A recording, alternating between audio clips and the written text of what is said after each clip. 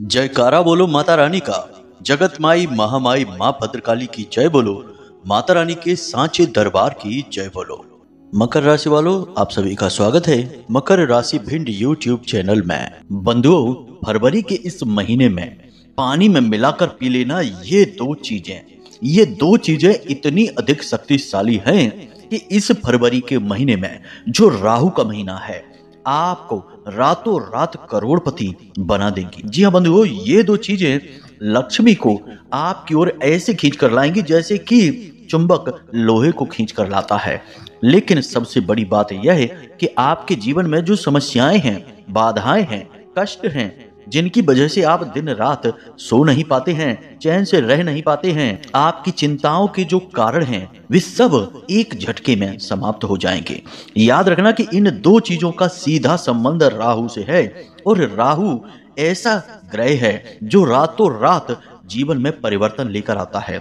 जैसे कि कहावत कही जाती है कि रातों रात करोड़पति बन जाना या छप्पड़ फाड़ कर धन दौलत आ जाना, ये सारी कहावतें राहु को लेकर ही बनी हुई हैं। तो अब आपकी बारी है जब आप राहु से जुड़ी इन दो चीजों का प्रयोग करके राहु की 100% शक्ति को अपने लिए प्रयोग कर पाएंगे। और राहु जब आपके पक्ष में होगा तो आपके जीवन से सबसे पहले नकारात्मकताओं को हटा देगा। याद रखना कि राहु एक ऐसा ग्रह है जिसकी बुद्धिमानी और चतुराई की कोई सीमा नहीं है।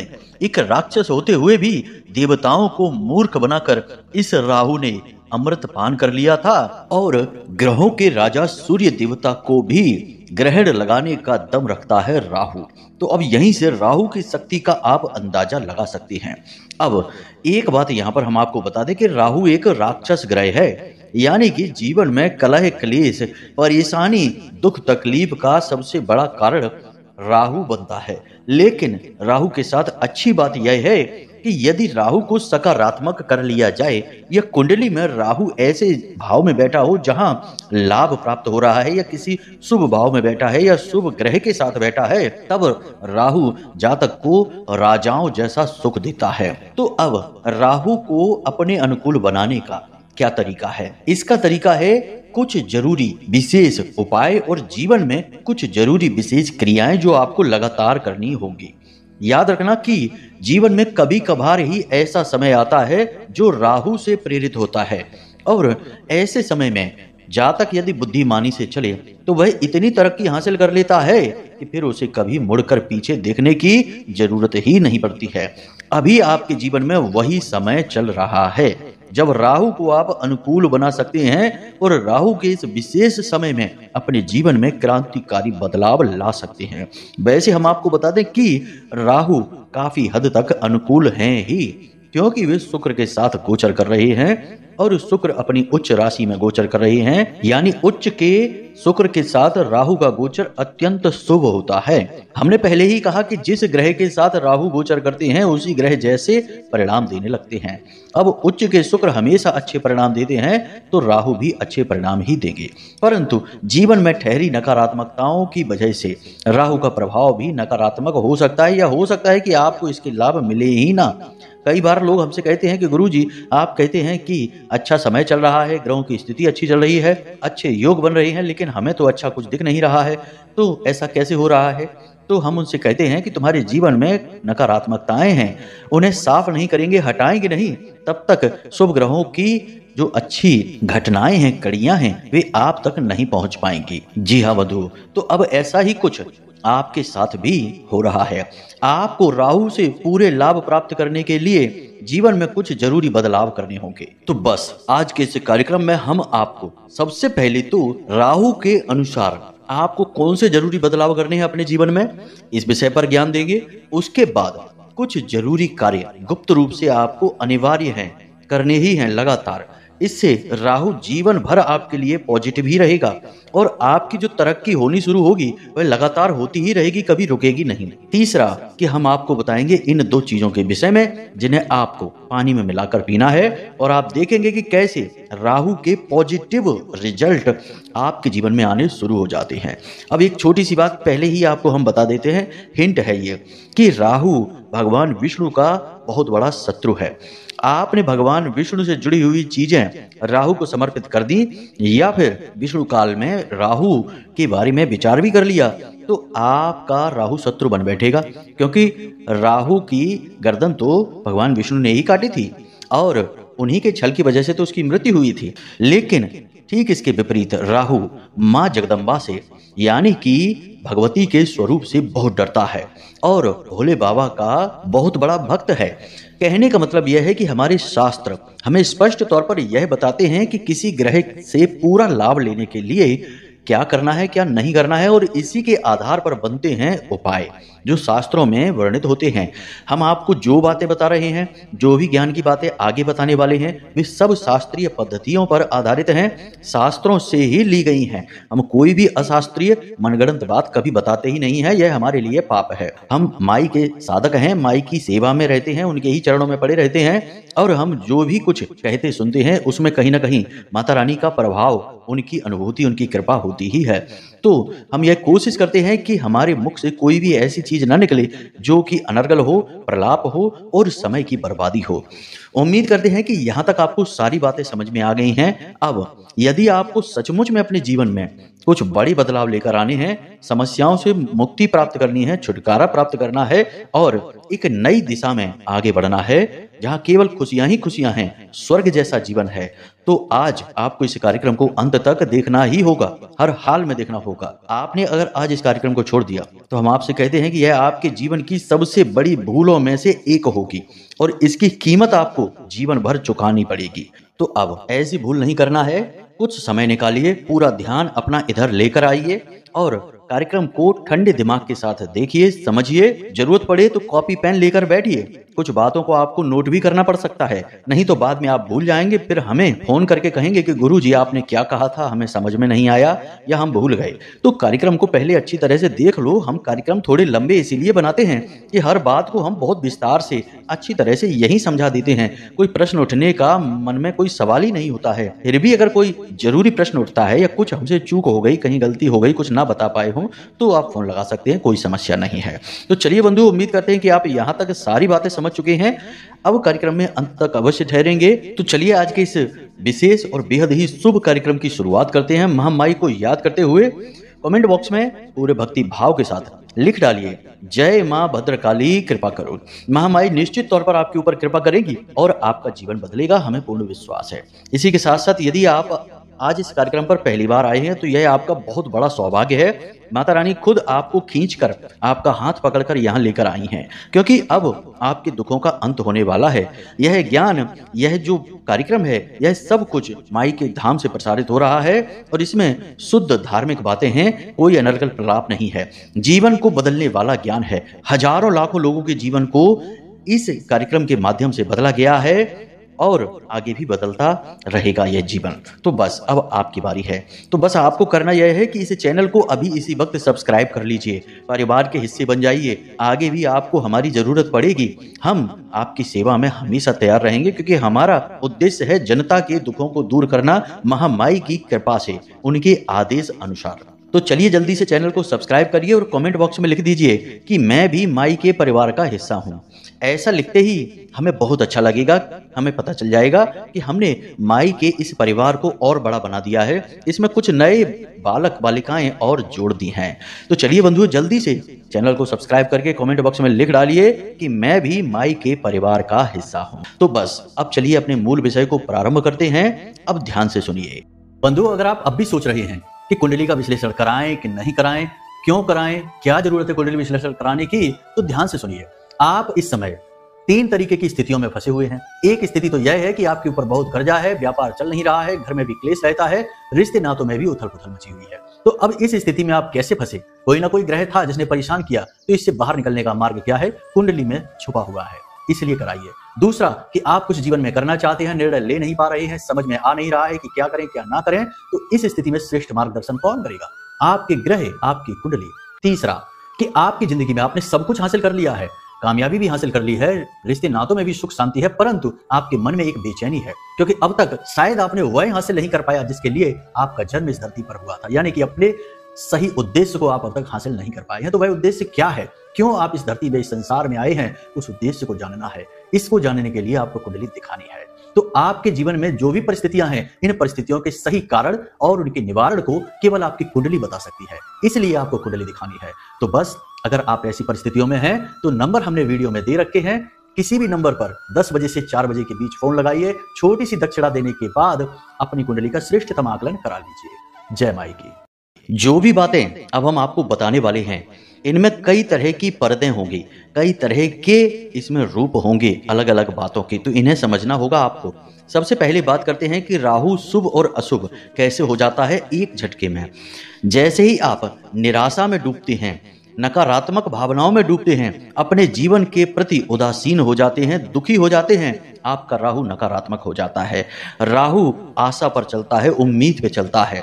आपके मन में नई उम्मीदें हैं, आशाएं हैं, आशा की एक किरण भी है, तो आपका राहु सकारात्मक है। इसीलिए बड़े बुजुर्ग हमेशा यह बात कहते थे कि उम्मीद कभी नहीं छोड़नी चाहिए, क्योंकि जिसने उम्मीद छोड़ दी उसका राहु तुरंत नकारात्मक हो गया और फिर वह आपको भयंकर नकारात्मक विचारों में डुबा देगा, डिप्रेशन में डाल देगा। और कुछ लोग तो गलत कर्म भी कर बैठते हैं, जिसके बारे में हम बोलना नहीं चाहते हैं, आप खुद ही समझदार हैं।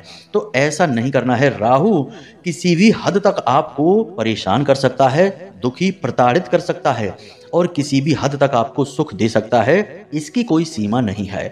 तो राहु को नकारात्मक कभी ना होने दें। अपने मन में हमेशा सकारात्मक विचार रखें, हमेशा पॉजिटिव रहें और कुछ अच्छा जीवन में होगा, इस बात की उम्मीद हमेशा बनाकर रखें।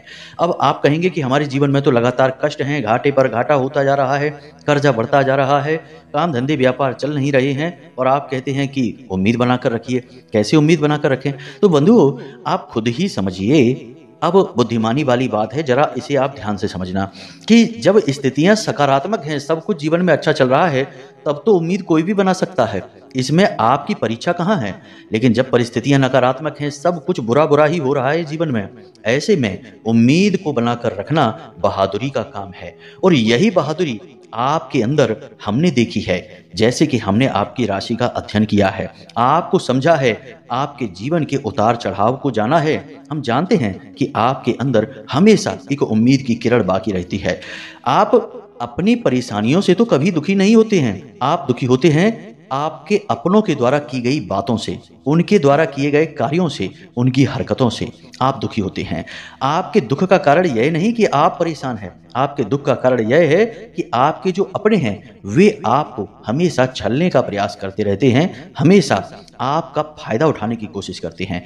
उन्होंने कभी आपको नहीं समझा और फिर ऐसे लोग ऐसी ऐसी बातें कह देते हैं जो आपके दिल में चुभ जाती हैं। यानी कि आप अपनी परेशानी से नहीं, अपने अपनों से परेशान हैं। तो अब ऐसे में जब आपके ऊपर इन बातों का प्रभाव अधिक बढ़ जाता है, तो कभी कभी आप बहुत अधिक नकारात्मक हो जाते हैं, उम्मीद हार जाते हैं, दुखी हो जाते हैं, अकेले में बैठकर 2 आंसू भी बहा लेते हैं और फिर थोड़ी देर बाद उम्मीद जागती है और आंसू पहुंचकर चुपचाप मुस्कुराते हुए चेहरे के साथ दिल में गम को, तकलीफ को छुपाकर बाहर निकल आते हैं। तो ये जो स्थिति बनती है, इस स्थिति में राहु आपके लिए नकारात्मक हो जाता है।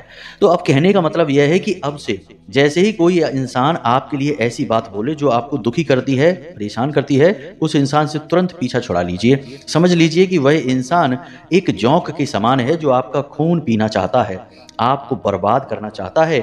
मनोवैज्ञानिक तौर पर, दिमागी तौर पर वह आपको खोखला कर देगा और आपकी सारी शक्ति समाप्त कर देगा। तो उससे दूरी बनाने में ही भलाई है।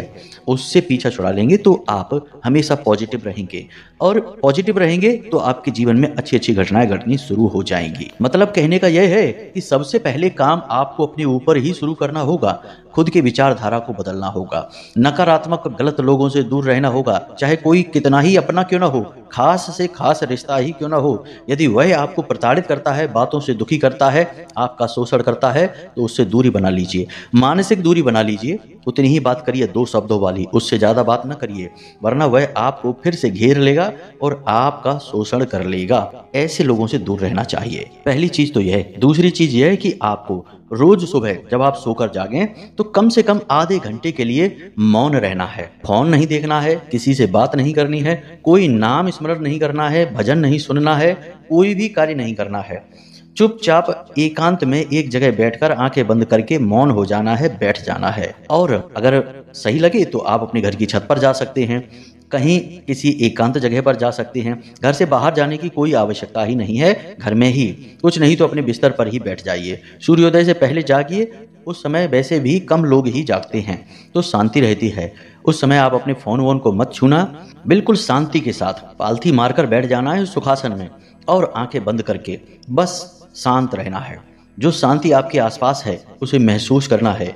शांति में ही ईश्वर का वास होता है और उस ईश्वर को महसूस करना है जिसने इस संसार को बनाया है, आपको बनाया है, हमें बनाया है, जो हमारे अंदर है, आपके अंदर है, कण कण में विराजमान है। तो जो आपके अंदर भी रह रहा है उस ईश्वर को महसूस करना है, मतलब कि दिव्य आध्यात्मिक अनुभव लेना है। इससे आपके अंदर एक गजब की सकारात्मक ऊर्जा दौड़ेगी, आपका ऊर्जा क्षेत्र मजबूत हो जाएगा और आपका राहु भी गजब का सकारात्मक आपके लिए हो जाएगा। जैसी आपकी मन स्थिति वैसी ही आपकी परिस्थिति, और यह परिस्थिति निर्मित होती है आपकी ग्रहों की दशाओं के अनुसार, और ग्रहों की दशाएं आपके मन के अनुसार निर्मित होती हैं। जी हाँ बंधुओं, याद रखना, आप यदि नकारात्मक हैं तो हर ग्रह आपके लिए नकारात्मक हो जाएगा, चाहे कितना ही शुभ ग्रह क्यों ना हो। शुभ ग्रह शांत हो जाएगा और अशुभ ग्रह सक्रिय हो जाएगा। तो आपको ऐसे में अपने आप को संभालना है। तो यह कार्य प्रतिदिन आपको करना है और अपनी वाणी पर पूर्ण नियंत्रण रखना है। भावनाओं पर तो नियंत्रण आपको रखना ही रखना है। किसी को भी इतना अधिकार नहीं देना है कि उसकी दो बातें सुनकर आपका मन खराब हो जाए। ऐसे लोगों से दूरी बनानी है, हमने पहले ही कह दिया है। अब आपको अपनी वाणी पर भी नियंत्रण रखना है।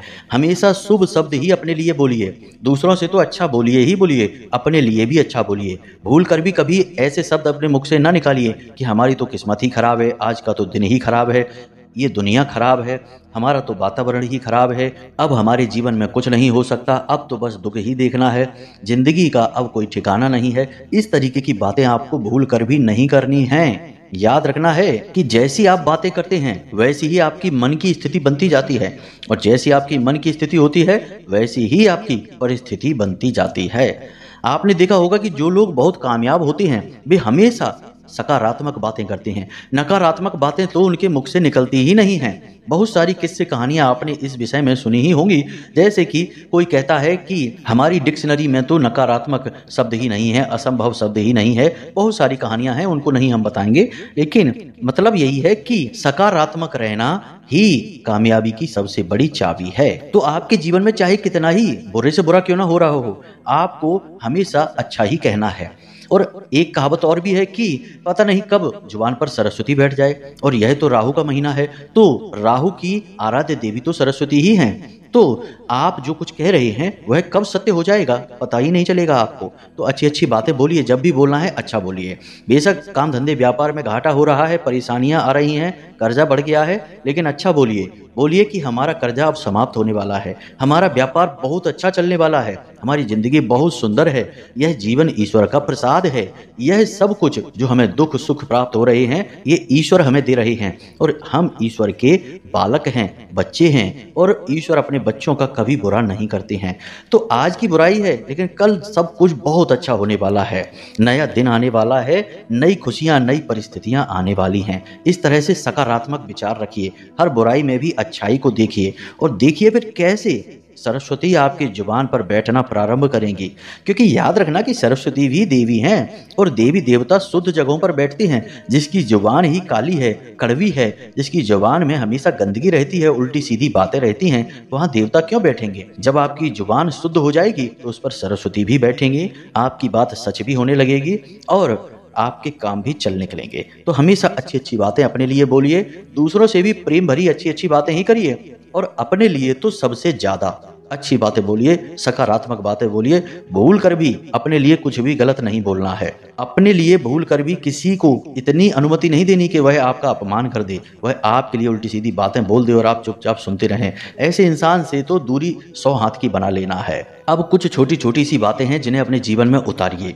ये तो हमने आपको बता दिया कि कैसे जीवन को बदलना है अपने आचरणों के आधार पर। अब सबसे बड़ी बात कि छोटी छोटी क्रियाएं हैं, इन्हें करना प्रारंभ करिए। जैसे कि जिस पानी से आप स्नान करते हैं उस पानी में 1 चुटकी हल्दी अवश्य मिला लीजिए, प्रतिदिन मिलाते रहिए। दूसरा कि पाउडर वाली नील बाजार में आती है, उस नील को लेकर आइए और प्रतिदिन अपने टॉयलेट में 4 चुटकी नील छिड़क दीजिए और उसे फ्लश कर देना है। 4 चुटकी नील छिड़कना है पाउडर वाली और उसे फ्लश कर देना है। उम्मीद है आप समझ गए होंगे। इस तरह आपका नकारात्मक राहु सकारात्मक होना शुरू हो जाएगा। दूसरा, कुत्तों को प्रतिदिन भोजन कराना है। बिस्किट खिला सकते हैं, कुछ भी खिला सकते हैं, लेकिन कुत्तों को प्रतिदिन अवश्य कुछ ना कुछ खिलाते रहें। गलती से भी कुत्तों को मारे पीटे नहीं। जी हाँ बंधुओं, तो यहाँ तक हमने आपको सारी बातें समझा दी हैं कि किस तरह आप अपने आचार व्यवहार और तौर तरीकों से राहु को 100% शुभ बना लेंगे अपने लिए, और रातों रात राहु आपके लिए काम करना शुरू कर देगा।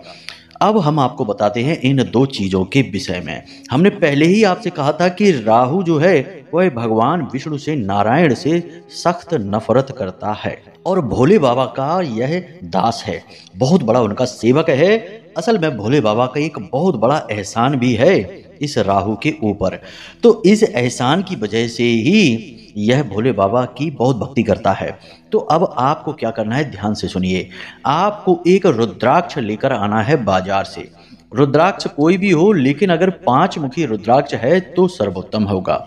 पंचमुखी रुद्राक्ष जो है यह पंच तत्वों का प्रतीक होता है, और यह संपूर्ण प्रकृति पंच तत्वों से ही मिलकर बनी है, जिन्हें हम 5 महाभूत कहते हैं। तो अब आपको प्रतिदिन यह रुद्राक्ष प्रयोग करना है। किस प्रकार प्रयोग करना है, जरा इसे ध्यान से समझिए।